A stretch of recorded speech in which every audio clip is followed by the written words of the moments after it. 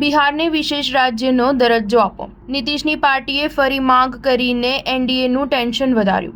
જનતા દળ યુનાઇટેડની રાષ્ટ્રીય કાર્યકારિણીની બેઠક આજે દિલ્હીમાં યોજાઈ હતી, જેનું નેતૃત્વ ખુદ પાર્ટીના પ્રમુખ અને બિહારના મુખ્યમંત્રી નીતિશ કુમારે કર્યું. બેઠકમાં એક મોટો નિર્ણય એ લેવાયો કે વરિષ્ઠ નેતા સંજય ઝાને પાર્ટીના કાર્યકારી રાષ્ટ્રીય અધ્યક્ષ પદની જવાબદારી સોંપવામાં આવશે.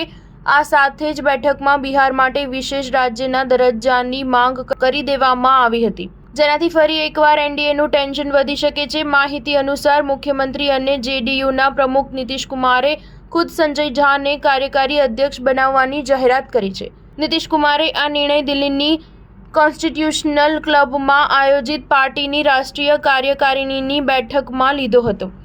આ બેઠકમાં પાર્ટીના વરિષ્ઠ નેતા અનેક મહત્વપૂર્ણ મુદ્દા પર ચર્ચા કરવામાં આવી હતી. આ સાથે જેડીયુની કાર્યકારિણીની બેઠકમાં કેન્દ્ર સરકાર સમક્ષ મોટી માંગ રજૂ કરવામાં આવી હતી. નીતિશ કુમારની આગેવાનીમાં યોજાયેલી બેઠકમાં બિહારને વિશેષ રાજ્યનો દરજ્જો આપવાની માંગ કરાઈ છે. તેમાં ભારપૂર્વક કહેવાયું છે કે બિહારને લાંબા સમયથી વિશેષ રાજ્યનો દરજ્જો આપવા માંગ થઈ રહી છે. રાજ્યના આર્થિક વિકાસ માટે તે ખૂબ જ જરૂરી બની ગયું છે. સ્ટાર ન્યૂઝ 7 હંમેશા સચ્ચાઈની સાથે.